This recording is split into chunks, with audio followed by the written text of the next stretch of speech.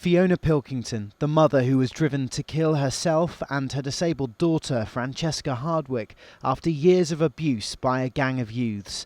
The 38-year-old drove herself and her 18-year-old to a lay-by near their home and set fire to their car.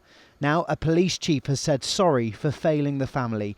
The Leicestershire force and 2 councils have been heavily criticised by a jury at the inquests into their deaths. It found the police's failure to respond to the family's plea for help contributed to Miss Pilkington taking her own life. In a press conference, the Chief Constable, Chris Eyre, offered his apologies. We're extremely sorry that at times our actions failed to meet the family's needs. In retrospect, there are things that we would have done differently. Fiona's life was difficult in so many ways, but to the extent that the constabulary's actions contributed to Fiona's mindset at the time that she and Frankie died, I'd like to offer my unreserved apologies to the family, the community, and the wider public. The inquest heard 33 calls were made by Miss Pilkington to police about the antisocial behaviour at her home in Barwell in 10 years.